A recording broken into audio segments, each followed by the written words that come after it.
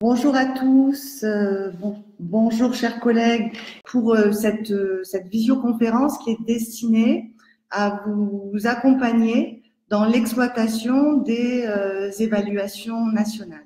Donc là, à mes côtés, moi je m'appelle Odile Aubert parce qu'on a aussi des enseignants de lettres et des enseignants de mathématiques. Donc moi je suis IAIPR de lettres. À mes côtés sont présentes je ne sais pas si vous les voyez à la caméra, mais elles peuvent s'y mettre. Julia Vigne et Bénédicte Collot, qui sont aussi IAIPR de lettres. Et puis je laisse la parole à mon collègue Jérôme Couder, pour qu'il se présente pour l'inspection de mathématiques. Voilà, bonjour à tous. Donc Jérôme Couder, inspecteur en mathématiques, et donc à nos côtés également cet après-midi, donc Stéphane Clément, qui est également hyper de mathématiques, et puis nous avons également Guillaume Delofeu, qui est chargé de mission éducation prioritaire. Très bien. Donc ce séminaire, il va s'appuyer sur des outils que l'on va mettre à votre disposition et on va vous en expliquer le fonctionnement. Mais tout d'abord, il est aussi destiné à essayer de regarder avec vous quel usage on peut faire de ces évaluations qui sont coûteuses en temps, on en a bien conscience, mais qui sont aussi d'une grande richesse didactique et pédagogique et qui peuvent vraiment avoir du sens en complément de votre propre diagnostic pour bien analyser les difficultés des élèves et pouvoir y remédier tout de suite. Et j'insiste sur le tout de suite parce que ce qui va nous intéresser aujourd'hui, ce ne sont pas les résultats que l'on a en fin d'année globaux sur les performances de l'établissement. C'est pas ça qui nous intéresse du tout. Ce qui nous intéresse, c'est nos élèves à la restitution des évaluations dès la rentrée. Où est-ce qu'ils en sont et qu'est-ce qu'on doit faire avec eux. Voilà. Donc je laisse la parole à Jérôme et pour qu'il nous présente cette visioconférence. Alors, vous avez dans le chat, vous avez un chat, vous n'hésitez pas à poser des questions et puis on fera des points réguliers pour y répondre au fur et à mesure entre chaque étape. Jérôme, c'est à toi. Merci beaucoup Odile. Alors pour démarrer, peut-être déjà on parlait du chat. Vous allez trouver dans le chat un lien de téléchargement de 2 documents que nous allons utiliser pendant cette visio. On aura l'occasion d'y faire référence, mais vous pouvez les découvrir d'ores et déjà avec ce lien. Alors cette visioconférence, vous la voyez en 3 points, une partie introductive qui se veut relativement courte avec quelques petits rappels sur la vision globale, et puis quelques éléments sur les résultats consolidés nationaux qui feront pas l'objet de cette visio. Alors quand je dis pas l'objet, c'est avec quelques réserves parce qu'on y fera une toute petite référence de temps en temps quand ce sera opportun de le faire. Et il y a notamment dans l'un des documents que nous venons de vous envoyer ces fameux résultats consolidés des années précédentes. Un deuxième point concernera les démarches d'analyse des résultats par domaine. Vous voyez ici qu'il y aura 3 sous-rubriques qui seront à peu près les mêmes que celles que vous trouverez dans le 3e point, qui concerne cette fois-ci une analyse non pas des domaines, mais des tests spécifiques, c'est-à-dire des items libérés dans ces évaluations.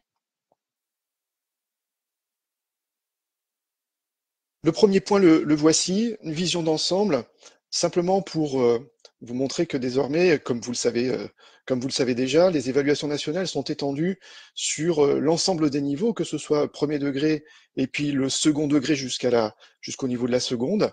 Et ce sont des évaluations qui ont lieu en début d'année scolaire, à l'exception près du CP qui bénéficie également, enfin en tout cas qui a une évaluation en milieu de parcours. Alors, ces évaluations, vous en voyez également les objectifs. C'est un processus commun avec des évaluations de domaines, certains communs entre les niveaux d'ailleurs. Et puis, c'est une évaluation aussi de champs spécifiques par regroupement d'items que l'on appelle précisément les tests spécifiques. Alors, pour mémoire, simplement pour qu'on soit bien tous d'accord là-dessus, les tests spécifiques, ce ne sont que des prélèvements d'items dans l'ensemble de l'évaluation que passent les élèves et qui font après l'objet d'une ouverture totale à l'accès de l'information. À la fois, les énoncés sont libérés, ils sont d'ailleurs déjà disponibles sur EduSchool, et également aux résultats des élèves, à leurs réponses, et puis bien entendu qu'on peut mettre au regard des distracteurs qui étaient proposés. Il en sera également question dans cette visio un peu plus loin. Alors, on va démarrer tout de suite par par un petit point sur voilà, les résultats consolidés. On le disait tout à l'heure, ça ne fera pas l'objet véritablement de notre présentation, mais l'un des documents envoyés vous donne ces résultats consolidés nationaux. Que sont les résultats consolidés? Ce sont les résultats qui ont été traités, qui ont eu un traitement statistique après les passations des évaluations réalisées par l'organisme statistique de l'éducation nationale, que l'on appelle la DEP, et qui met ensuite ces informations à disposition des académies. Donc ici, vous allez avoir dans ce document les résultats de l'année précédente, et non pas de l'année 2024, parce que ces résultats-là viendront un peu plus tard. Pour autant, les tests n'ayant pas changé ou vraiment à la marge, ces items-là, enfin ces résultats-là nationaux de 2023 peuvent constituer une référence pour comparer, pour établir un diagnostic dans les établissements, dans les classes et avec les réponses des élèves. Voilà, donc vous voyez ici un focus plus particulier sur un domaine qui concerne le français. Peut-être, Odile, tu souhaites en dire un mot plus particulier.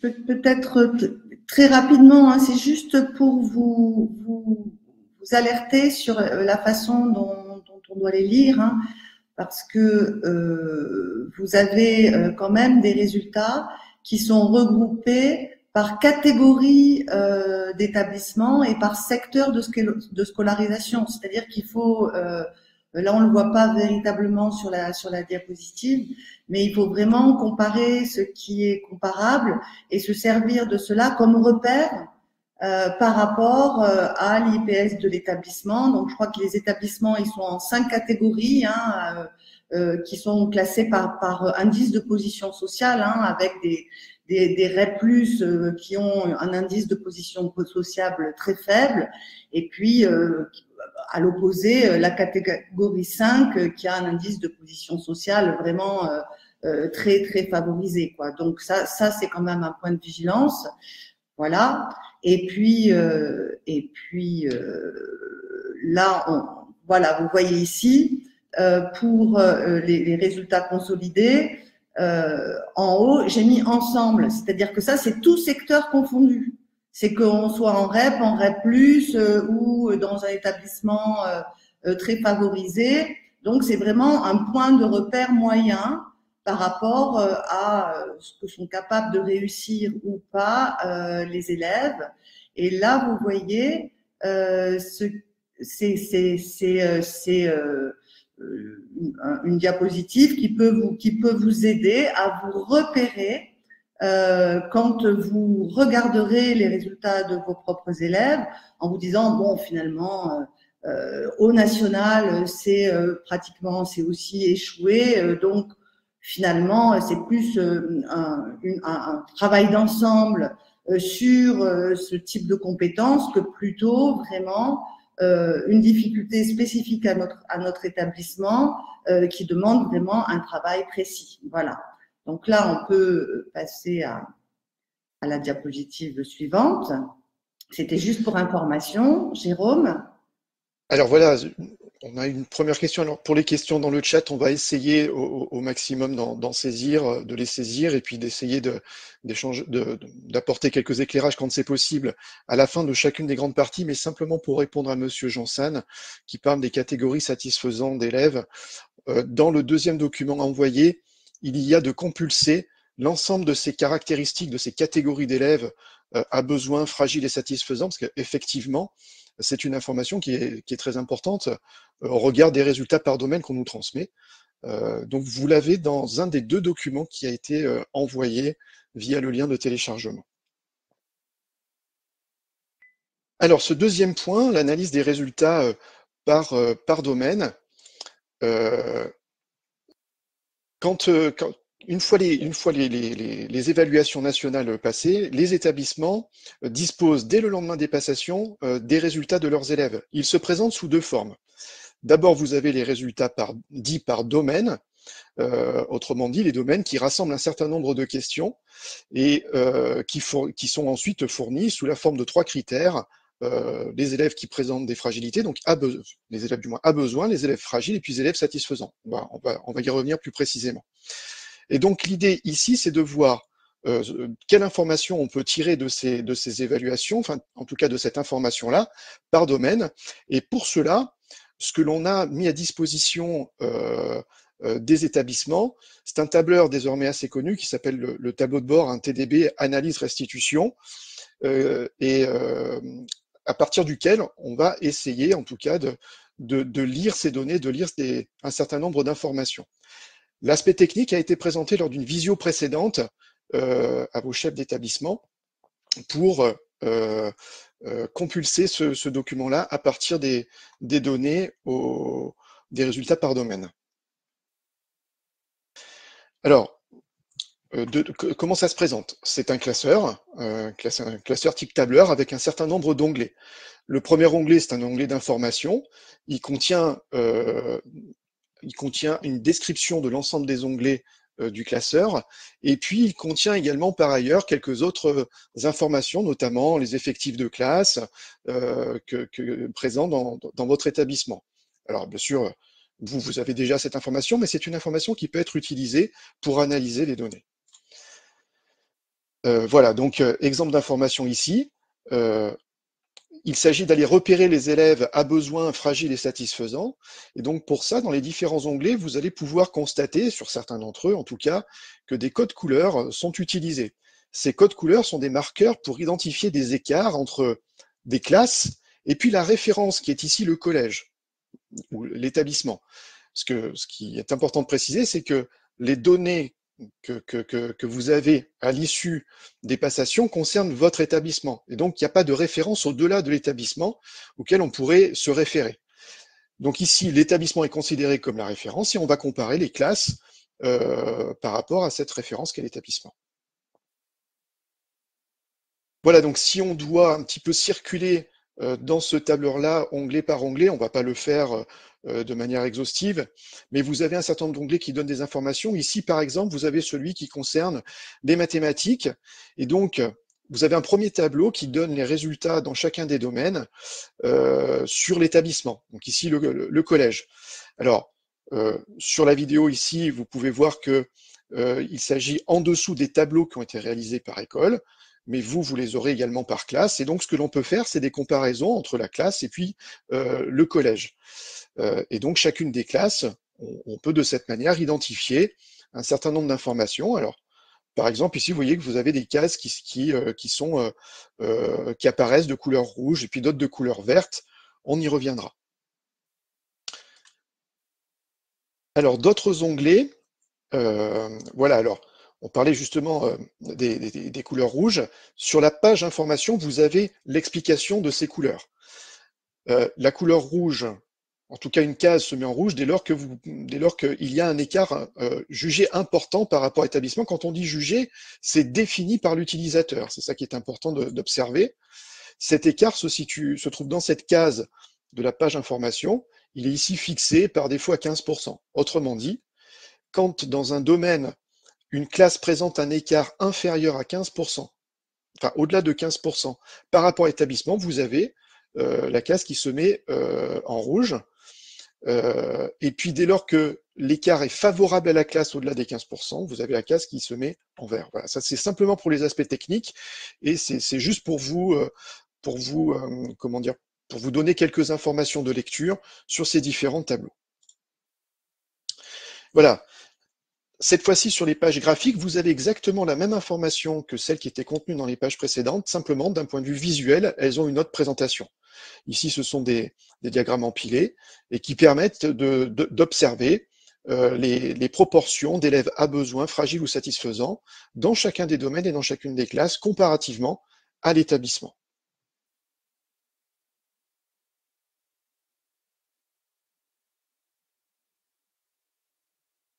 Voilà, et donc le sujet qu'on va aborder maintenant, c'est de quelle manière on peut exploiter, en tout cas essayer de tirer profit de cette information-là,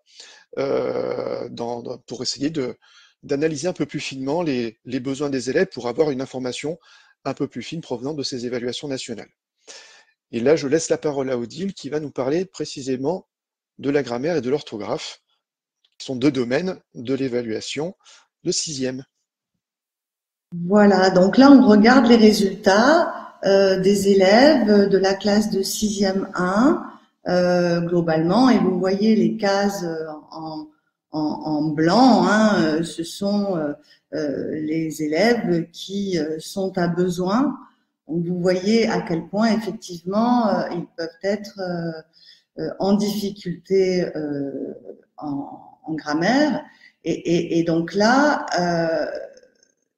qui est évalué exactement, on ne le sait pas trop parce qu'on n'a pas accès précisément aux questions. En revanche, ce à quoi on a accès, c'est au descriptif, en fait, de ce qu'on en appelle le niveau de maîtrise des élèves à besoin fragile et satisfaisant. C'est-à-dire que quel est le niveau de base, finalement, des élèves à besoin, ou des élèves qui sont fragiles, ou des élèves qui sont satisfaisants. Donc là, ces niveaux, vous les avez là, vous voyez, ils sont dans un document qui est publié sur Eduscol, et ils sont quand même plutôt intéressants. Qu'est-ce que sont capables de faire les élèves à besoin? Eh bien, tout simplement de reconnaître dans une phrase interrogative simple à l'infinitif conjugué, hein, du type est-ce que tu manges par exemple, ou est-ce que tu veux manger. Donc là, ils parviennent à reconnaître le verbe. Ça, c'est intéressant parce qu'on part pas de ce qu'ils savent pas faire, on part de ce qu'ils savent faire, et ça, c'est le prérequis sur lequel on va pouvoir s'appuyer pour complexifier progressivement le corpus et pour leur apprendre à reconnaître, bien sûr, le verbe conjugué, mais on part quand même de quelque chose qu'ils savent faire. Et en orthographe, bien sûr, ici, bien sûr, ceux qui ont des difficultés en grammaire, ils vont avoir des difficultés en orthographe. Et là, ce qu'on voit comme pour les élèves à besoin comme difficulté, c'est qu'ils vont avoir des difficultés à associer le pronom sujet à la forme verbale correspondante lorsque le sujet est éloigné du verbe. Donc là, c'est pareil. C'est un corpus de base que ça nous permet de constituer pour partir du simple et que l'on va complexifier ensuite progressivement. En revanche, ce qui relève du groupe satisfaisant, dans ce type d'exercice, dans ce type de corpus, ils vont s'ennuyer, hein, parce qu'ils vont avoir l'impression de refaire exactement la même chose depuis le CE2, et donc là, à eux, bien sûr, à ce groupe-là, ou dans la classe, hein, ou en groupe, peu importe, mais vous pouvez leur proposer, bien sûr, un corpus plus complexe. Voilà. Et là, je passe la parole à mon collègue pour voir comment on peut faire un petit peu la même chose en mathématiques. Alors, je saisis au bon une question de Monsieur Delabrosse à propos de l'accès aux tableaux dans les établissements. Ces tableaux ont été envoyés dans tous vos établissements et donc ils sont disponibles. Là, on vous demande de vous rapprocher éventuellement de votre chef qui sera le plus à même à vous communiquer ce tableau-là. Et donc, vous allez pouvoir de ce fait-là évidemment le prendre en main et l'utiliser. Voilà. Alors, un autre exemple. Alors ici, on est en train de parler. Alors, je vais simplement reprendre la main. Voilà. On est en train de parler de. Vous avez vu, on est rentré dans l'analyse des résultats. et on est en train de présenter un certain nombre de démarches d'analyse de résultats. Et vous pouvez voir dans le titre que ici, on propose de faire une analyse par le domaine le moins maîtrisé. Quelle pertinence ça peut avoir, etc. Ça, c'est aussi quelque chose sur lequel on peut s'interroger. Et ici, vous voyez dans l'exemple que le domaine en mathématiques le moins maîtrisé, d'après l'information dont on dispose, c'est celui de la géométrie. C'est pas un cas tout à fait exceptionnel, hein. Dans nombre d'établissements, c'est régulièrement cette situation qui se produit. C'est d'ailleurs ce que donnent nationalement les résultats aussi. C'est un domaine dans lequel les résultats sont les plus faibles. Et donc, si on souhaite savoir justement dans ce domaine qui est le moins bien réussi, quels sont les élèves qui présentent le plus de besoins, eh bien, on peut également sur ce tableau disposer de cette information-là. Il suffit de se rendre sur l'onglet qui correspond à Eva Group Math, hein, il porte un nom, peu importe son nom, et puis de filtrer les élèves à besoin. Ici, on en trouve bien sûr relativement beaucoup, hein, puisque on a pu constater qu'il y en avait 56 qui étaient concernés par cela. Et puis, on peut se poser la question de savoir ces 56 élèves à besoin en géométrie, finalement, ils sont répartis où? Ils sont dans quelle classe? Et vous voyez sur la diapositive ici 2 classes qui apparaissent. Et on peut voir dans ces 2 classes que les élèves à besoin dans ce domaine de la géométrie sont relativement présents, hein. Il y en a une proportion non négligeable, même importante, dans chacune des 2 classes. Et on pourrait de la même façon observer qu'il y en a dans toutes les classes. Autrement dit, c'est plutôt un domaine dans lequel finalement l'action généralisée auprès des élèves serait à entrevoir. Voilà, serait à entrevoir. On sait que au niveau de la géométrie, ce qui se joue, l'enjeu, c'est le passage de la géométrie perceptive à la géométrie raisonnée. Et donc ici, il y a quelques items qui sont à la frontière avec la géométrie raisonnée et qui expliquent notamment les raisons pour lesquelles les résultats nationaux, et donc dans les établissements, sont relativement faibles. Voilà. Alors, c'était une des questions qui était posée tout à l'heure dans le chat. C'est une question importante, c'est que effectivement, quand on observe ces résultats par domaine, on n'a pas accès aux items, sauf dans les tests spécifiques qu'on verra tout à l'heure, mais c'est seulement une partie de cette information-là. Et donc la question qui se pose, c'est de savoir que signifie qu'un élève se trouve à besoin dans un domaine donné. Alors, illustration ici, dans le domaine de la géométrie, eh bien, les concepteurs de cette évaluation ont mis à disposition justement des établissements les critères sur lesquels ils ont fait reposer la constitution de leur groupe.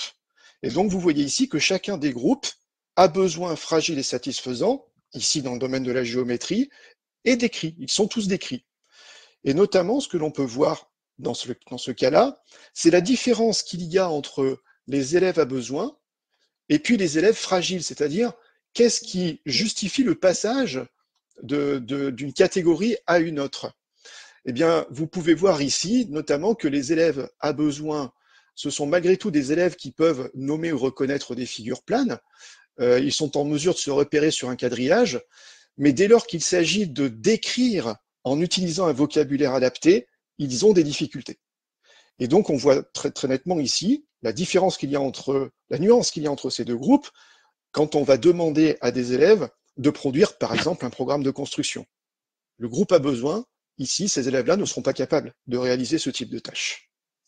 Et donc, cette information-là, cette description des différents groupes à besoin, on le redit, fait partie des 2 documents que l'on vous a transmis dans le chat en téléchargement. C'est vrai que c'est une information qui n'est pas facile à trouver parce qu'elle est bien déposée sur EduSchool, mais dans vraiment beaucoup de documents. Et donc, ici, elle a été compulsée dans un seul. Voilà, donc ici, on en a parlé. On voit le passage d'un groupe de maîtrise à un autre. Voilà. Alors, une autre stratégie ici pourrait consister à s'intéresser non pas au domaine le moins bien maîtrisé, mais au domaine le mieux maîtrisé. Illustration encore une fois, ici en mathématiques, il s'avère que dans cet établissement, ce sont les automatismes. Quand on dit dans cet établissement, comme pour la géométrie, c'est régulièrement le cas.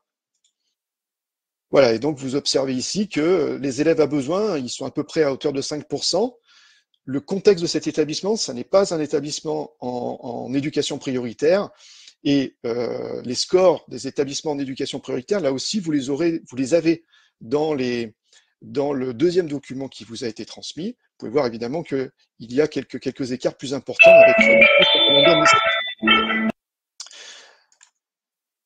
voilà. Et donc, simplement pour montrer ici, sur cette diapositive, vous avez deux énoncés d'items que vous connaissez bien. L'item numéro 12, qui fait partie du test spécifique sur les automatismes, et puis l'item numéro 5. Alors pourquoi ces deux items? Le 12, parce que c'est celui qui a été le mieux réussi nationalement. Il s'agit d'un complément à 10, comme vous pouvez le voir. Et puis le dernier, parce que c'est l'un de ceux qui a été le moins bien réussi. Et on voit bien ici le travail qui reste encore à faire sur cet item 5, effectivement sur les nombres décimaux et sur la partie décimale. Si on revient sur l'item numéro 12, l'idée est la suivante. Cet item-là, dans l'établissement, comme partout, n'a pas été réussi par tous les élèves. Et la question se pose, c'est les élèves qui n'ont pas réussi cet item-là, ne risquent-ils pas de rencontrer de grandes difficultés dans l'apprentissage des mathématiques en 6e? Alors, ici, donc ça c'est une façon d'aller les repérer. On fait de multiples filtres et comme ça on obtient les élèves à besoin. Mais là sur la diapositive, c'est comme tout à l'heure, on essaye d'aller voir à quels endroits ils sont représentés, ces élèves à besoin, dans le champ des automatismes, et vous pouvez constater qu'il peut y avoir de temps en temps des phénomènes de concentration. Et c'est pas anormal dans la mesure où les élèves à besoin en automatisme, eh bien, ils sont peu nombreux. Donc, structurellement, ils peuvent se trouver parfois un peu concentrés dans une classe. Voilà, donc là, c'était simplement le rappel des deux items en question qui, l'un le mieux réussi, l'autre le moins bien. Oui, pardon, je reviens sur cette diapositive. Je ne suis pas sûr qu'on voit bien l'information. Voilà, alors c'était voilà. Alors, la question qu'on s'est posée ensuite, nous, en académie, c'est de savoir cet item numéro 12, comme d'autres items, qu'est-ce qu'il dit du niveau de maîtrise d'un élève? Et en tout cas, qu'est-ce qu'il dit de la réussite des élèves, par exemple, au niveau des automatismes? Et donc, ce que l'on a été comparé dans l'académie, c'est, sur un échantillon, c'est la différence de score qu'il y a entre les élèves qui ont réussi cet item-là avec ceux qui l'ont échoué. Et on a pu noter de cette manière qu'il y avait des différences de score qui étaient très importantes. Et la question qui s'est posée ensuite, c'est de savoir, est-ce qu'il y a d'autres items qui expliquent également cet écart de score? Voilà. Et c'est comme ça que on a procédé sur un échantillon à essayer de déterminer des items qui, a priori, expliquent relativement bien les différences de score en automatisme entre les élèves. Voilà. On en parlera un petit peu plus en détail tout à l'heure.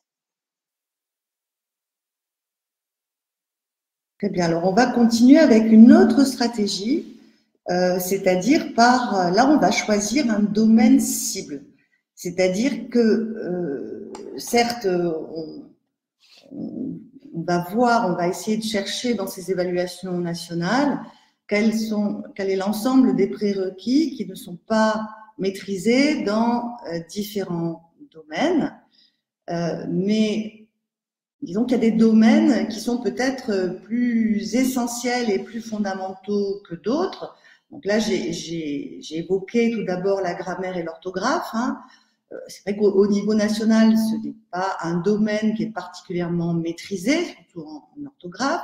On est sur un champ de compétences métalinguistiques qui est très utile, mais qui est difficilement maîtrisable si les compétences langagières et notamment les compétences en littératie des élèves, les compétences en lecture, ne sont pas acquises.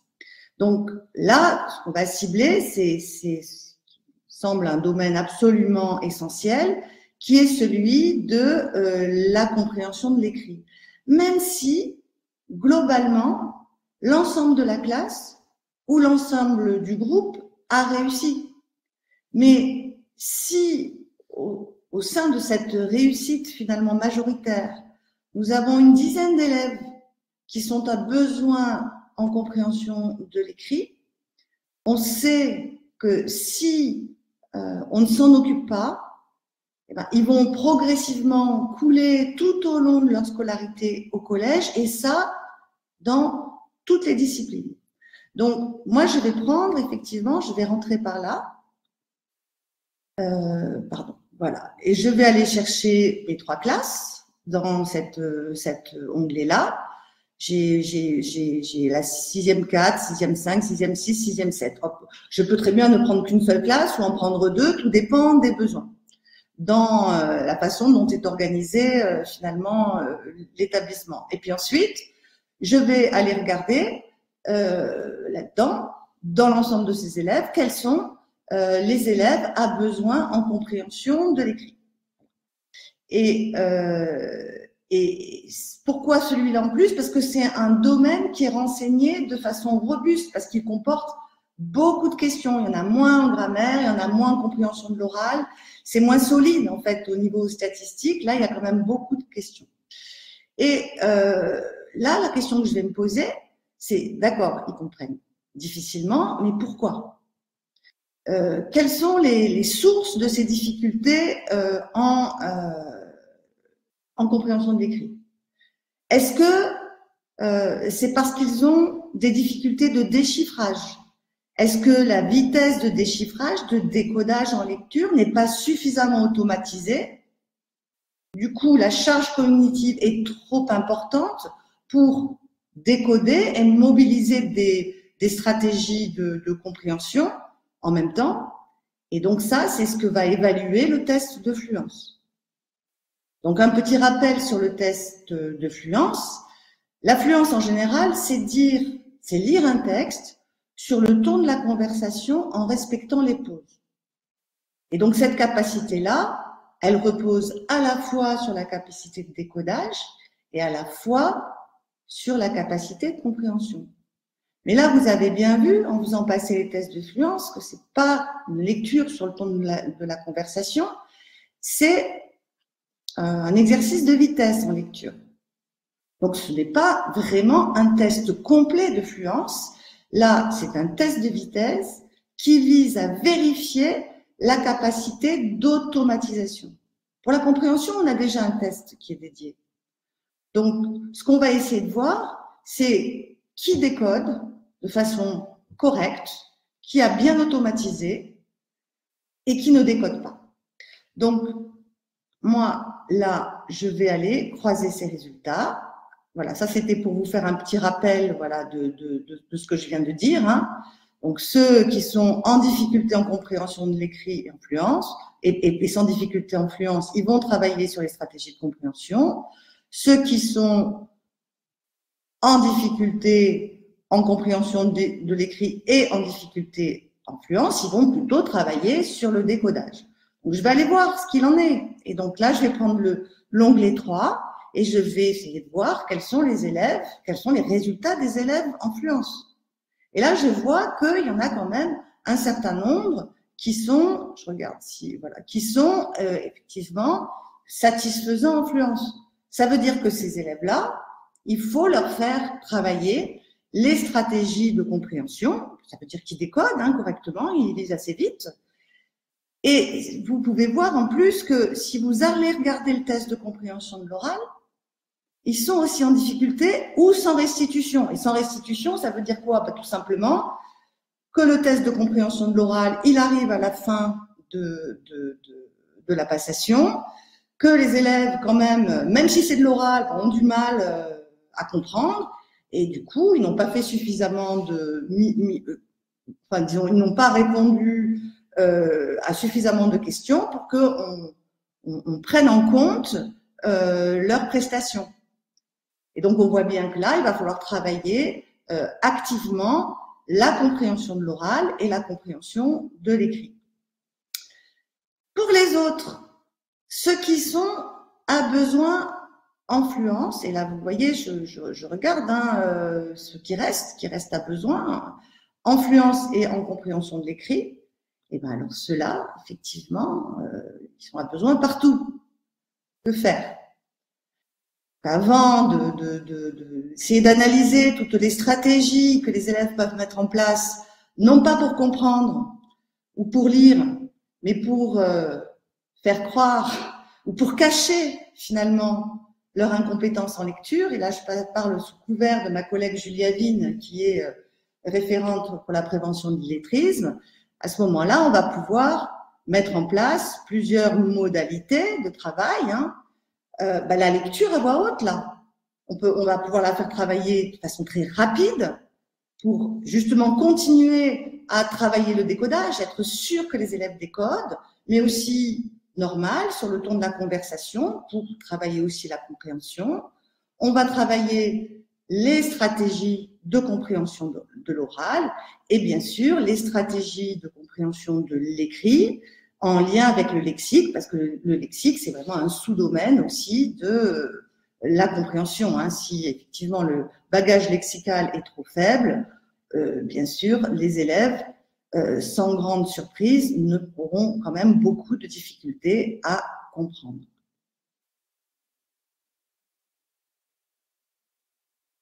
Jérôme, je te laisse la parole pour la... Merci Odile.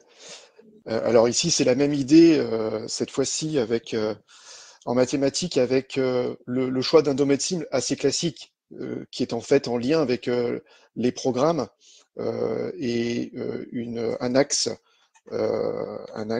important des apprentissages des élèves qui concerne la résolution de problèmes. Et l'idée ici, c'est d'aller filtrer, notamment, identifier en tout cas, les élèves à besoin en résolution de problèmes et de regarder, comme a pu le faire Odile, en croisant avec d'autres domaines, quels peuvent être leurs profils et donc leurs difficultés. Notamment, ce que l'on peut voir, c'est que parmi ces élèves à besoin en résolution de problèmes, bien sûr, ils sont souvent à besoin, voire fragiles, enfin à fragiles, voire à besoin, beaucoup, sur l'aspect des automatismes. On sait que c'est nécessaire, les automatismes, pour pouvoir après engager et résoudre des problèmes. Il y a un autre profil d'élève qui peut aussi apparaître.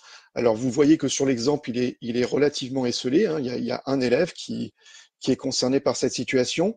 C'est le fait d'être également, de présenter un profil satisfaisant au niveau des automatismes. Il faut bien se poser la question, dans ce cas-là, comment aider un élève pour passer des tas d'automatismes qu'il maîtrise relativement bien d'après les évaluations là, à la maîtrise de résolution de problèmes tels qu'ils sont proposés dans l'évaluation. On le sait aussi, il y a d'autres éléments qui interviennent dans la résolution de problèmes, notamment d'un point de vue de la compréhension des concepts, notamment d'un point de vue, par exemple, un concept, identifier le champ multiplicatif, identifier le champ additif, et puis peut également intervenir la compréhension aussi de l'écrit, c'est-à-dire cette fois-ci des compétences qui sont à croiser également avec le français. Donc ça peut expliquer également cette différence de profil. Toujours est-il que sur ces tableaux, il y avait une question ici qui était relevée en disant en relevant le problème des classes dans le chat. Ici, les tableaux, vous avez toutes les classes qui sont alignées, ce qui permet effectivement sur un seul niveau d'avoir une information qui est globalisée. Si vous avez si vous avez réalisé des barrettes notamment, vous pouvez à ce moment-là dissocier ces deux fichiers en supprimant les classes d'élèves qui ne sont pas concernées par les barrettes. De cette manière, vous avez la donnée la lecture de la donnée qui vous intéresse seulement sur la barrette en question. Voilà. Donc là, c'était le croisement dont on parlait éventuellement d'aller voir quand même avec les domaines de français. Voilà, donc si on fait un petit résumé des différentes démarches ici, essentiellement on en a vu trois. La première consiste à partir du domaine le moins bien réussi, par classe ou par niveau, ce qui permet notamment de définir des démarches assez globales, on l'a vu, à l'échelle d'une classe, voire à l'échelle même du niveau de la cohorte de cette année.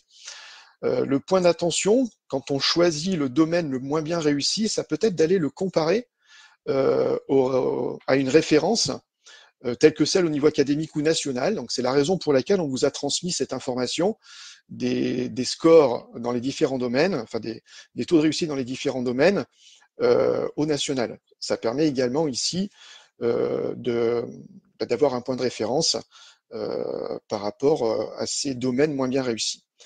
Une deuxième démarche qui consiste à identifier le domaine le mieux réussi et ensuite d'établir les différents profils d'élèves à besoin. Alors, qu'est-ce que ça permet de faire, par exemple? De nourrir des actions pédagogiques de prise en charge un petit peu plus individualisées. Quand on parle de prise en charge individualisée, évidemment, ensuite, ça renvoie à différenciation, etc. Ça peut faire aussi l'objet d'un travail en classe, je parle là, bien entendu, pour les mathématiques, qui consiste à faire des reprises de ces items qui ont été proposés, de les faire revivre éventuellement en classe, pour apporter notamment du feedback. Puisque une chose qu'il faut bien observer, c'est que les élèves, une fois qu'ils ont passé ces évaluations, n'ont pas de corriger. Ça peut être un des premiers leviers, une des premières utilisations, en tout cas, de ces évaluations dans les classes. Voilà.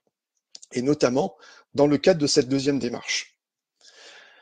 Le point d'attention, c'est encore une fois, ici aussi, on peut aller comparer les scores à une référence, à la référence nationale. Ça peut donner quelques éclairages complémentaires sur l'établissement. Et enfin, la troisième démarche, donc cette fois-ci, c'est à partir d'un domaine cible, donc c'est un domaine que l'on choisit. Alors on peut le choisir, bien sûr, en équipe, et souvent le choix qui peut être fait, c'est celui qui consiste à le croiser avec le programme, avec les programmes, avec les intentions majeures.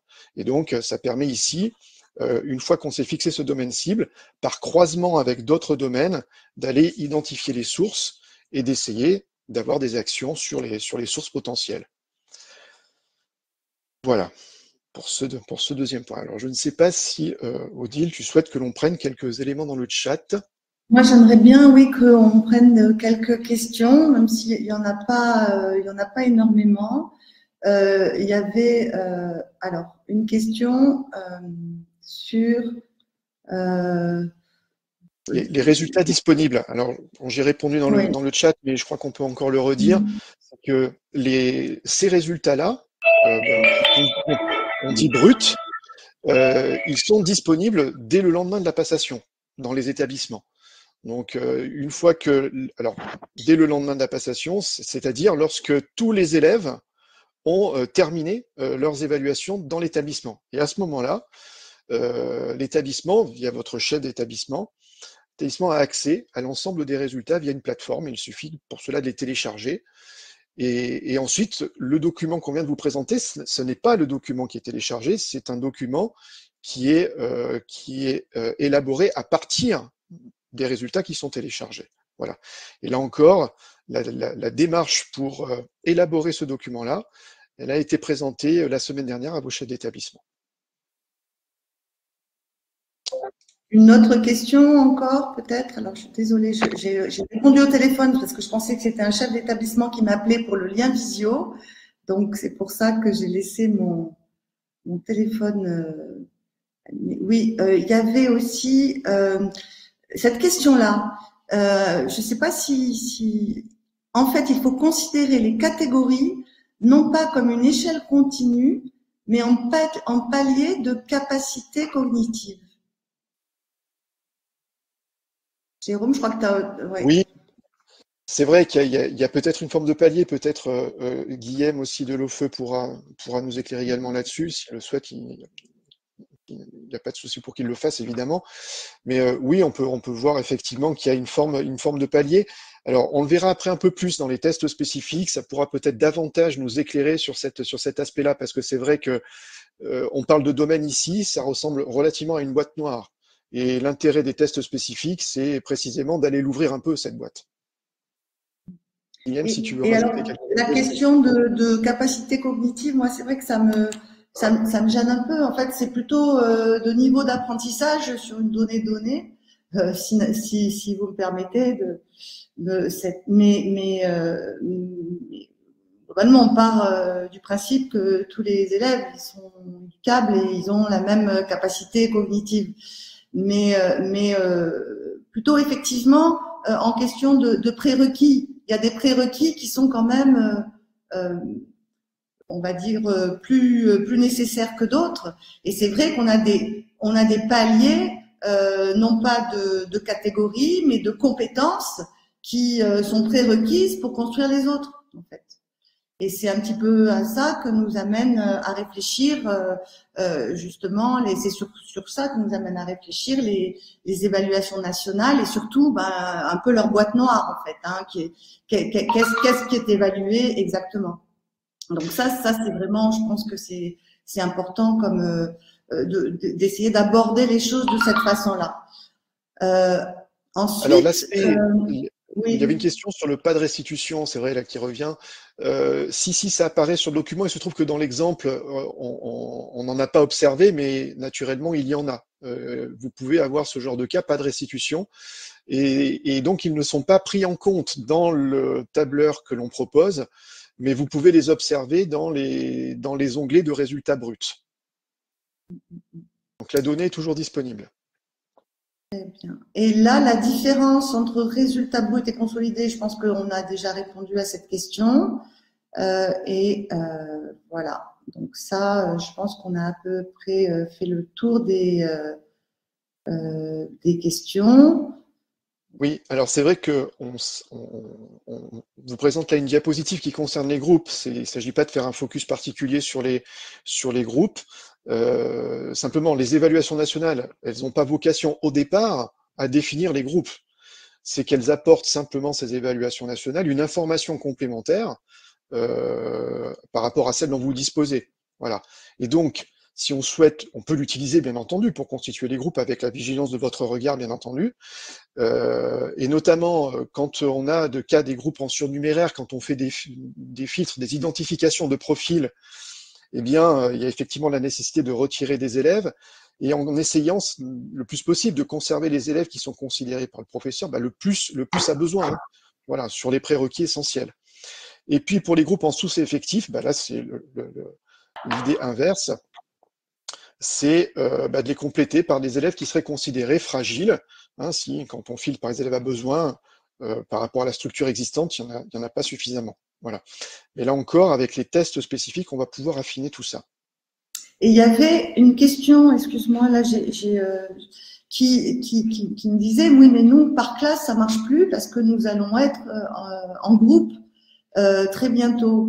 Et justement, là, c'est avec le tableau qu'on vous envoie, vous pouvez, comme je vous l'ai montré pour la compréhension de l'écrit tout à l'heure, sélectionner les classes qui sont alignées et à partir de compétences de votre choix, hein, et ou d'une compétence cible ou de compétences les plus maîtrisées ou des compétences les moins maîtrisées, vous pouvez aller voir ce dont les difficultés ou les réussites de ces alignements. Et là, effectivement, ces évaluations nationales peuvent vous servir en complément de votre propre diagnostic, parce que là, vous commencez quand même à bien connaître les élèves, et c'est vraiment un complément.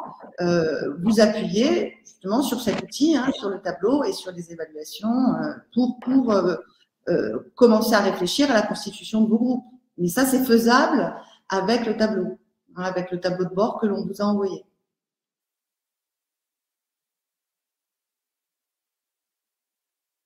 Voilà. Alors, on en vient à un deuxième, au troisième point plus exactement de la présentation. Cette fois-ci, l'idée, c'est d'affiner un petit peu l'analyse par la lecture des tests spécifiques. Donc les tests spécifiques, comme on le disait tout à l'heure, qui sont un ensemble d'items libérés de l'ensemble de cette évaluation et qui permet précisément d'avoir accès à toute l'information, c'est-à-dire à la fois les énoncés, les distracteurs, des analyses également de distracteurs, et puis les réponses des élèves et les scores des élèves à chacun des items. Alors, qu'est-ce qu'on peut faire de ces tests spécifiques? Ici, il est question qu'on aborde quelques exemples. Ils n'ont pas vocation évidemment à être exhaustifs, mais voilà, d'avoir quelques illustrations de ce que l'on peut faire. Ces illustrations qu'on vous montre là, elles sont réalisées avec un deuxième fichier d'exploitation. On en parlera à la fin de la visio, d'une manière un peu plus concrète et pragmatique. Voilà. Mais on va ici plutôt essayer de voir d'un point de vue information des élèves ce que ça permet en quoi ça permet de nous éclairer. Alors un exemple. Imaginons qu'on souhaite notamment essayer d'observer l'item le mieux réussi en mathématiques sur le test spécifique des automatismes, par exemple. L'idée étant de reprendre les démarches qui avaient été réalisées sur les domaines et de les mettre à profit dans les tests spécifiques. Donc, de la même façon que tout à l'heure, on s'interrogeait sur le domaine le mieux réussi, ici, par exemple, on va s'interroger sur l'item le mieux réussi. Et ce que l'on voit apparaître, c'est qu'il s'agit de l'item ici numéro 12, donc un item qui se trouve dans le test spécifique des automatismes, qui est pratiquement réussi à hauteur de 92-93%, ce qui correspond tout à fait au score national, au taux de réussite national des élèves. Cet item numéro 12, le voici. C'est l'item que l'on a observé déjà tout à l'heure.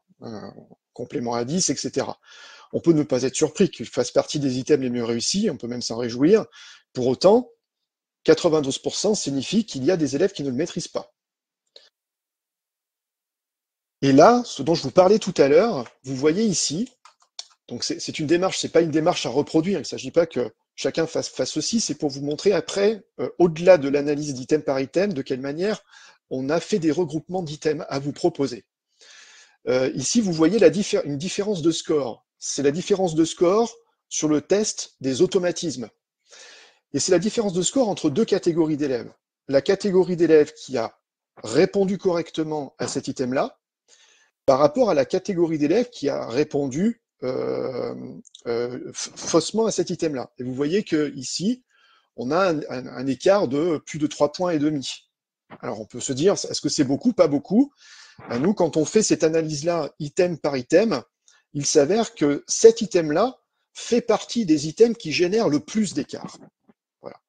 Et donc la question qu'on s'est posée est la suivante, c'est quels sont justement les items qui génèrent le plus d'écart, c'est-à-dire qui expliqueraient le plus les différences de score entre les élèves, et ensuite, par biais d'interprétation, les différences de maîtrise des automatismes des élèves. C'est-à-dire qu'est-ce qui fait échouer les élèves le plus sur ce domaine des automatismes.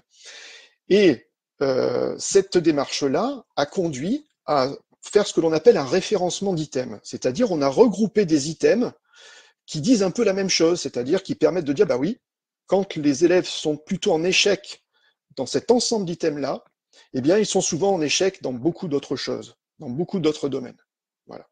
Et donc, un des domaines, enfin, en tout cas, un des regroupements d'items sur lequel on peut avoir une vigilance ici au collège un peu acérée, c'est celui lié à ce qu'on appelle la compréhension du nombre. Alors, vous la découvrez pas, hein, bien sûr, compréhension du nombre. Ici, par exemple, une illustration de ce phénomène-là. Vous avez ici, sur ce nuage de points, en abscisse, le score en compréhension du nombre, et puis en ordonnée, le score des élèves sur des problèmes dits basiques. Alors là aussi, c'est pareil, on a référencé les problèmes en 3 catégories, les problèmes dits basiques, les problèmes complexes, et puis les problèmes atypiques.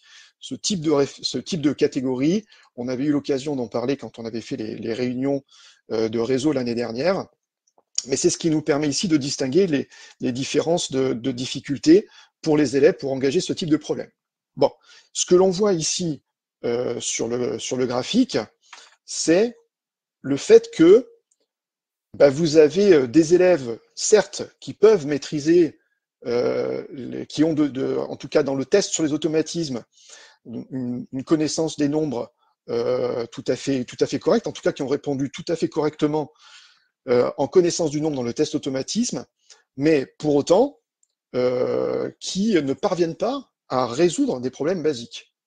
Alors ça renforce l'idée qu'effectivement les automatismes sont nécessaires pour pouvoir résoudre des problèmes basiques, et c'est aussi une des raisons pour lesquelles on peut ici avoir une vigilance un peu particulière.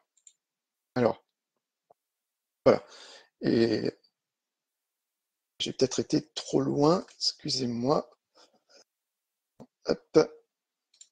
Alors j'en profite pour, si tu as fini, là je vois que tu veux passer à autre chose. Voilà, je te passe la main. Mais juste pour répondre à une question d'une collègue là sur le test, le domaine compréhension de l'oral. Oui, comme je le disais au début, sur la compréhension de l'oral, le test est passé en fin de passation. Donc les élèves sont fatigués, ils n'ont pas le temps, et donc souvent ils le font mal, hein, ou alors ils cliquent de façon aléatoire sur n'importe quelle réponse. Pour autant, il y en a qui le réussissent. Donc ce qu'on peut aussi, la façon dont on peut l'interpréter, c'est que globalement, moi je mets, quand il y a 100 restitutions, je l'ai laissé dans la colonne, je considère que c'est un point d'alerte pour aller voir si l'élève a des difficultés ou pas. De toute façon, ça c'est ça qui vous permettra de le vérifier. Donc du coup, ça veut dire aussi qu'il faut mettre en place en classe des temps où on leur fait écouter un discours oral, non pas complexe, mais de 2-3 minutes, et essayer de voir s'ils arrivent à le comprendre ou pas, parce que de toute façon, s'ils sont satisfaisants, ben, ça les entraîne. Ils n'ont finalement pas trop l'habitude de le faire, ce type de travail. Et s'ils sont à besoin ou sans restitution, ça les fait travailler, ça les fait progresser. Et c'est à ce moment-là que vous verrez bien si les élèves qui n'ont pas de restitution en compréhension de l'oral le sont parce qu'ils sont passés à autre chose, ils en avaient assez, c'est un manque d'attention, ou alors tout simplement parce qu'ils ont du mal à comprendre. En revanche, c'est vrai que cet outil-là, ce tableau de bord, il sert pas à faire des statistiques. Enfin, il pourrait, je sais pas, moi, Jérôme, tu me diras, mais il sert vraiment surtout à voir par élève et sur un certain nombre d'élèves, quelle est la compétence fondamentalement fragile, fondamentalement à besoin, fondamentalement satisfaisante, quoi, hein, de façon à ce qu'on puisse répondre. C'est pas un outil de pilotage ou de regard global. Ça ne nous intéresse pas vraiment, quoi. Voilà, ça c'est vraiment qu'est-ce qu'on fait pour ces élèves-là. C'est ça qui compte.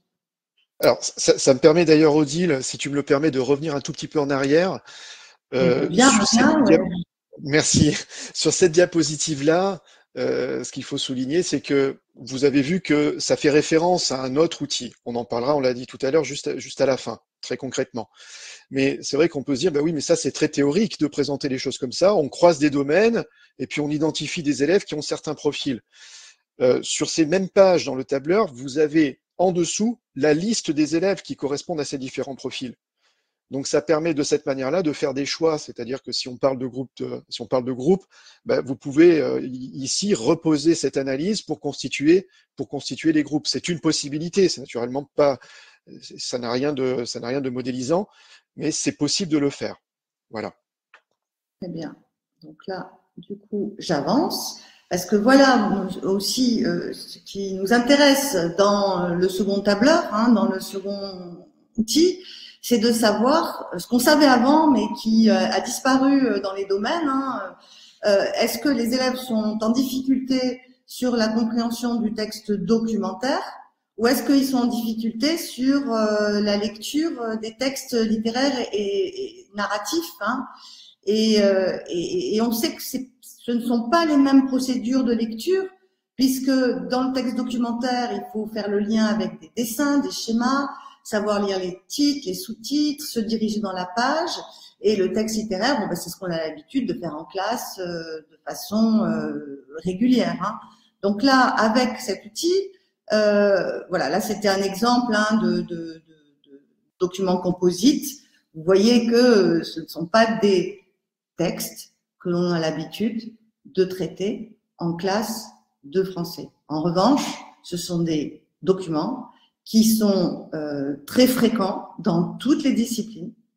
Et si les élèves, c'est pour ça que je vous alerte un peu, si les élèves, mais il n'y a pas que vous qu'il faudrait alerter là-dessus, c'est surtout les professeurs de toutes les autres disciplines que les lettres, si les élèves ont des difficultés à lire ce type de texte, il est bien évident que les mettre devant une page de manuel sans les aider et sans étayer la compréhension, ça risque d'être extrêmement compliqué pour eux et ils vont être en difficulté dans toutes les disciplines.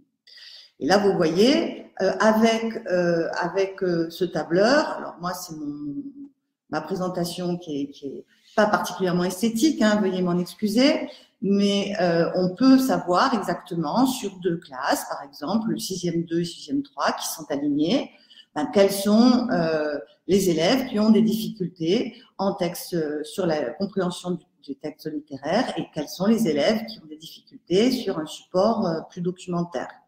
Et donc là, on peut avoir justement les résultats sur ces élèves-là, et on peut les accompagner plus spécifiquement sur ce type de support.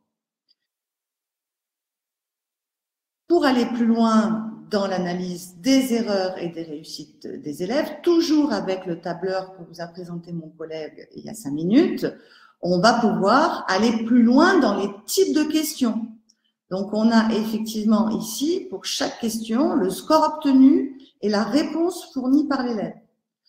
Donc là, si je prends par exemple le nouveau texte littéraire qui est utilisé comme support pour les questions en compréhension de l'écrit sur le texte littéraire, nous avons donc Arachné dans les Métamorphoses d'Ovide, et qui va effectivement chercher dans ce domaine-là, comprendre un texte littéraire et se l'approprier, quelles sont les démarches des élèves d'accès au sens. Ça, c'est le premier grand champ de compétences. Ça veut dire quoi? Ça veut dire comprendre des informations explicites qui sont plus ou moins repérables, croiser les informations au fil de la lecture.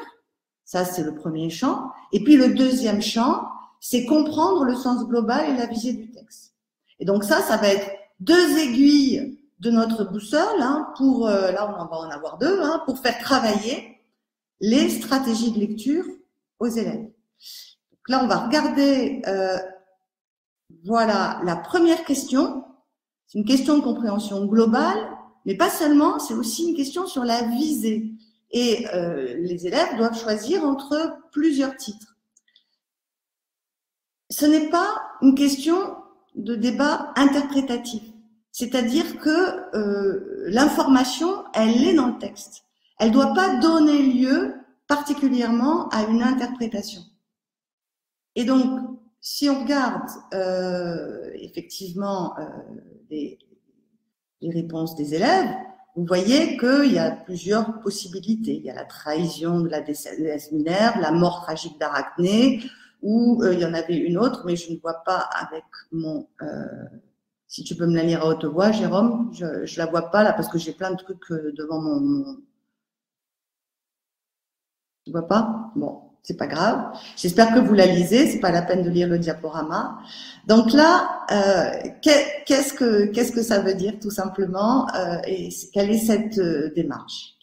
Ça, c'est une question, on va dire habituelle, c'est-à-dire qu'après avoir fait une lecture à voix haute en classe, vous allez poser la question de quoi ça parle, puis qu'est-ce que ça veut nous dire. Sauf que la plupart du temps, les élèves, ils ont écouté votre lecture. Donc, on est dans le cadre de la compréhension orale d'un texte littéraire. Ils n'ont pas découvert le texte tout seul. Donc là, c'est une question ordinaire, sauf que au lieu de leur demander d'inventer un titre possible, que l'on va rectifier au fur et à mesure de la lecture analytique, on leur demande de choisir. Et donc, là, comme je vous le disais, la réponse est dans le texte. Arachné, effectivement, elle a fauté. Elle a commis un péché d'hubris. Ça, c'est écrit noir sur blanc dans le texte, sauf effectivement, si il y a des distracteurs qui vont induire les élèves en erreur, et ça, ces distracteurs, ils sont déclinés là dans l'analyse des distracteurs. Donc, c'est quand même assez intéressant. Pourquoi la trahison de la déesse Minerve? Tout simplement parce que les élèves, par empathie, se sont identifiés à Arachné. Idem peut-être pour la mort tragique d'Arachné qui les engage un peu moins. Donc là, vous avez accès aux possibilités d'erreur des élèves, et ce qui est très intéressant, à mon sens, ce que je pense, et ce qu'on fait assez rarement, c'est de les faire travailler dessus. Pourquoi tu t'es trompé? Parce qu'en fait, on peut leur faire prendre conscience de leur représentation et de ces représentations subjectives qui les conduisent à faire des contresens et puis à passer à côté de ce qui est écrit. Non, Minerve, c'est pas une méchante traîtresse. Regardez mieux comment se comporte Arachné et ce que l'on nous dit d'elle. Mais ça, il faut qu'ils aient conscience de ces subversions cognitives, si l'on peut dire, de ces possibilités d'erreur pour justement qu'ils puissent construire des stratégies. Donc c'est intéressant effectivement de les faire travailler là-dessus en classe tout simplement. Hein. Voilà, là, donc là je vous ai mis effectivement les réponses des élèves. Vous voyez que quand même la punition d'une orgueilleuse, il n'y en a pas beaucoup hein, qui ont répondu ça. Deuxième typologie de question, c'est le prélèvement d'une information explicite et littérale. Hein, donc ça, c'est quand même aussi extrêmement important. Et là encore, on demande effectivement quelles sont l'expertise commune, quelle est l'expertise commune d'Arachné et de Minerve. Et donc là, bien sûr, ce qui est aussi intéressant, c'est que ça a été bien renseigné. Hein. Il y a 30 élèves qui ont su que Arachné et Minerve étaient experts dans l'art de tisser. En revanche, les autres n'ont pas pu le voir. Parce que là encore, il y a une espèce comment dire, de pollution, si l'on peut dire, de la réception des élèves par une incompétence parallèle, qui est celle, par exemple, de l'erreur de lexique, hein, sur le mot toile. Et donc, bien sûr que ça, c'est encore un moyen, si on fait retravailler ces tests-là ou autre chose, de faire prendre conscience aux élèves des chemins qui les ont conduits à faire cette erreur pour qu'ils élaborent des stratégies de prévention. Attention, quel est le contexte? Qu'est-ce que c'est que tisser? Et puis le dernier, alors là voilà, le dernier, là encore, bien évidemment, c'est quelque chose qui, pardon, je suis allée trop vite. Le dernier, c'était se coiffer. Hein. Et donc là encore, une démarche d'analyse qui joue sur les stéréotypes féminins. Hein, deux femmes qui se disputent, nécessairement, ça ne peut être que sur leur coiffure. Et en plus, avec le peigne qui a aussi pu induire les élèves en erreur. Et donc, vous voyez bien que ça peut être aussi intéressant de faire revenir les élèves sur cette typologie d'erreur pour eux aussi qu'ils se prémunissent contre tout stéréotype qui va venir perturber leur compréhension. Donc, vous l'avez compris, cette démarche d'analyse, elle peut venir nourrir votre enseignement de la lecture et surtout aider les élèves à mieux identifier leurs sources d'erreur pour construire des stratégies. Parce qu'en classe, on étaye pour qu'ils puissent entrer dans le texte, on leur parle du contexte, on rectifie leur image mentale. En revanche, les confronter à la difficulté, leur faire prendre conscience ensuite des raisons de leurs erreurs, ça c'est autre chose. Et on peut tout à fait construire une séance là-dessus, et puis en remobilisant le test hein, ou un autre pour s'en servir d'appui. Voilà, là, je vais passer parce que le temps passe, le temps voilà, court. on n'est pas loin de la fin quand même. Alors, pour poursuivre un petit peu sur les différentes analyses possibles que permettent les tests spécifiques, étant donné qu'on a accès aux réponses des élèves, est-ce que c'est possible de pouvoir tenir compte des erreurs? Voilà un sujet. Et oui, c'est possible. On peut se dire, mais comment? Parce que effectivement, individuellement, chacune des erreurs, ça peut être vraiment très très long. Alors, ici, par exemple, en mathématiques au collège, il y a un biais qui est très connu, dont on fait l'expérience très souvent dans les classes à propos des nombres décimaux et des fractions, c'est celui qu'on appelle le biais d'entier, qui amène les élèves à reproduire sur les nombres décimaux et les fractions les démarches établies, les démarches qu'ils ont validées sur les entiers. Et donc, vous pouvez voir ici, à titre d'illustration, 3 items tirés du test spécifique des automatismes qui vient précisément tester ces élèves sur ce biais-là. Et notamment, si vous regardez ces 3 distracteurs, ici, précisément, ça interpelle cette histoire de biais d'entier. Le premier, c'est que, par exemple, ici, les élèves indiquent 1,4 comme réponse. C'est pas évidemment la bonne réponse, mais pourquoi ça pourrait être le plus petit? C'est parce que c'est celui qui a le moins de chiffres. Dans le deuxième, ici, la moitié de 8,10, vous voyez de quelle manière ils ont opéré pour répondre 4,5, c'est-à-dire qu'on a séparé partie décimale et puis partie entière, et puis on a réalisé la division par 2 de chaque côté. Et puis également au niveau du calcul, où on calcule séparément, 3 fois 5 et puis 4 fois 5, et on peut répondre 15,2 ici. Voilà. Et donc ces distracteurs-là, ils ont été proposés précisément pour essayer d'identifier les élèves qui continuent d'entretenir ce type de biais. Alors quand on dit qu'ils continuent, il faut aussi observer que c'est le cas encore en quatrième, puisque les évaluations nationales de quatrième nous le disent qu'on a des élèves qui produisent ce type d'erreur. Et donc on voit bien ici que la compréhension du nombre ici intervient énormément, et donc ici, voilà, travailler avec ces élèves-là sur ce type de biais, le biais d'entier, avec c'est un axe général qu'on peut établir avec ces distracteurs-là, eh bien, c'est de nature à pouvoir aider les élèves qui entretiennent ce type de biais. Alors la question qui se pose, c'est est-ce qu'on peut les identifier, ces élèves?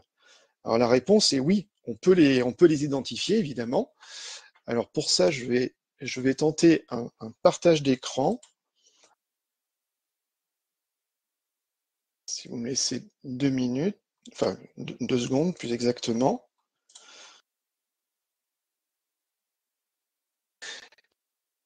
Que vous voyez ici, donc c'est l'outil qui permet d'exploiter les tests spécifiques dont qu'on a évoqué régulièrement maintenant.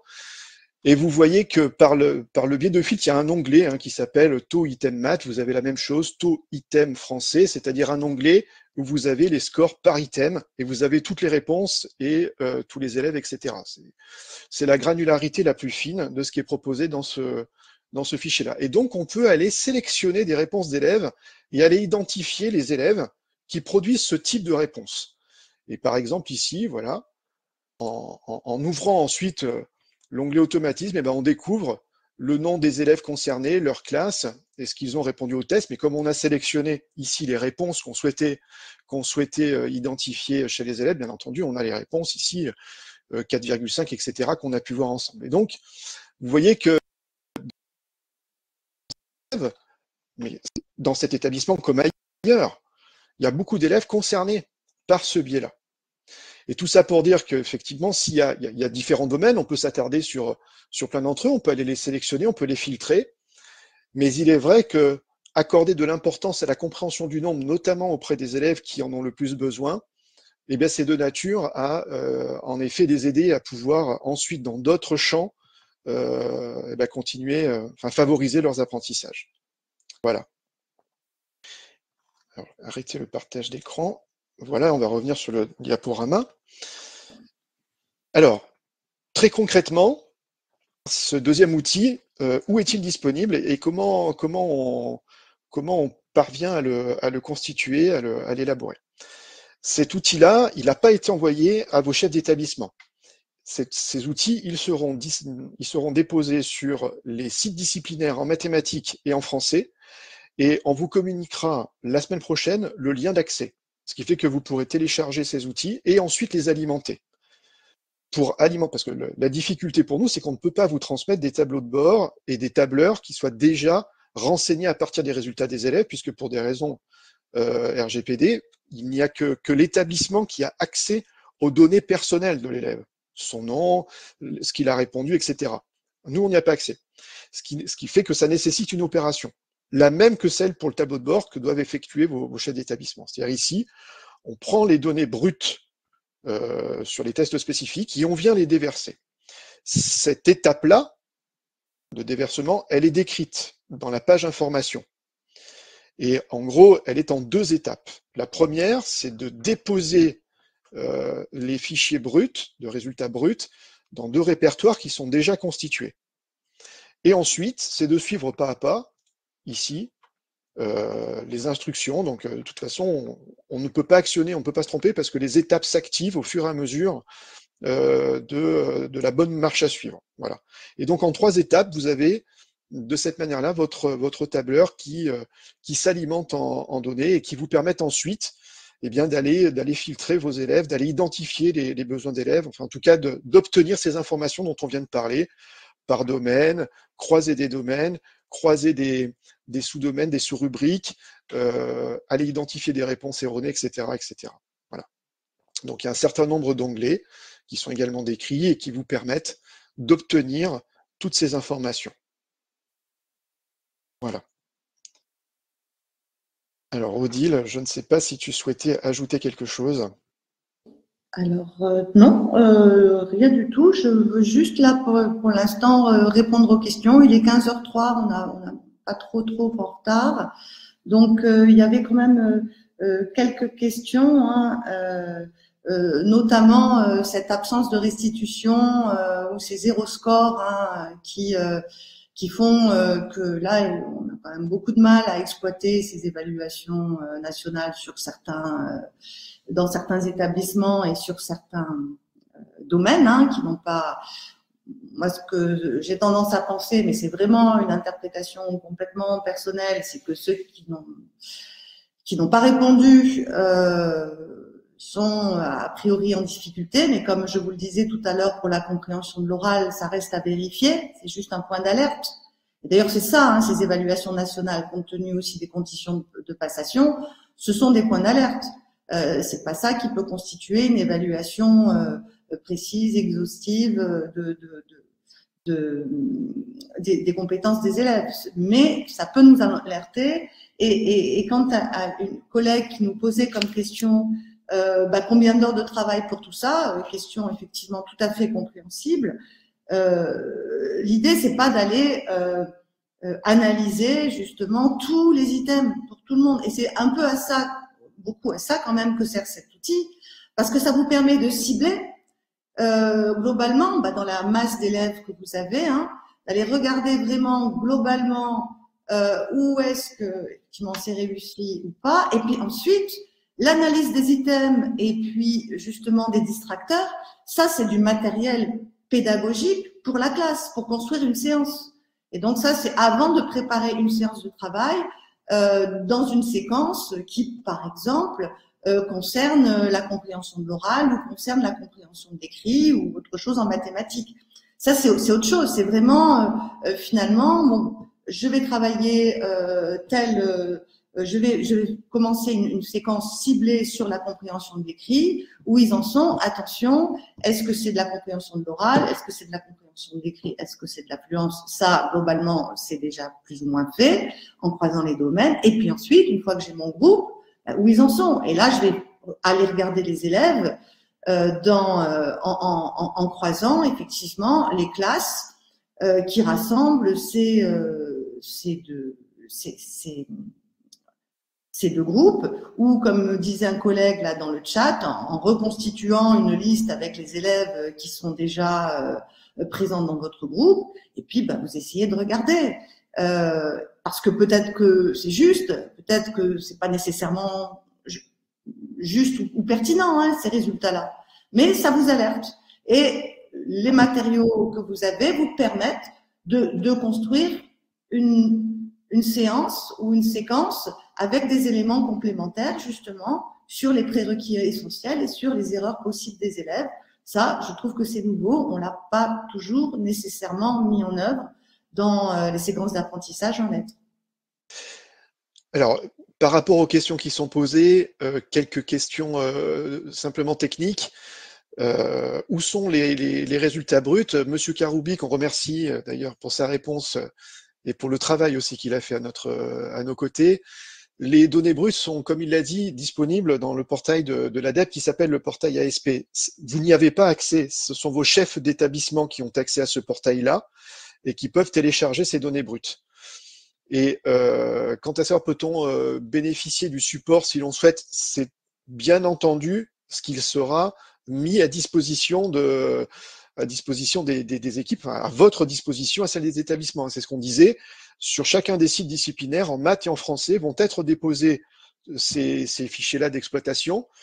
Vous l'avez compris, il faut déverser les données brutes à l'intérieur de de ce fichier pour pouvoir générer l'information qu'on vous a proposée. Et donc, comme le disait Odile, l'idée, c'est ici d'aider à la lecture. Et donc, on vous propose une grille de lecture, c'est-à-dire quels sont les domaines qui nous semblent intéressants, enfin, de quelle manière on a regroupé des items qui nous semblent intéressants de regrouper et d'aller voir pour aider les élèves.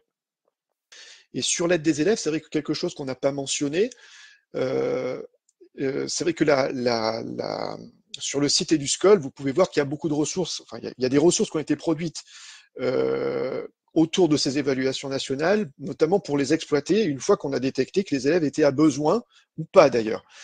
Alors, ces ressources, c'est vrai qu'ils commencent à être un petit peu abondantes. On essaiera de vous en faire quelque chose de compacté, avec sous forme de liens pour que vous ayez des références immédiates. Vous puissiez savoir, voilà, sur un groupement d'items, par exemple, on a parlé tout à l'heure de la connaissance du nombre, on a parlé de la compréhension de l'écrit, où est-ce qu'on peut aller piocher ces ressources? Parce que faut pas s'interdire d'abord de faire revivre ces items dans les classes, reprendre des items qui vous semblent importants de faire repasser à vos élèves, retravailler dessus. Ça peut être sous forme de prérequis en mathématiques, par exemple. On fait souvent des automatismes qui préparent un chapitre à venir sous forme de prérequis. Eh bien, à cette occasion-là, on peut glisser des items en reprise pour pouvoir ensuite repartir.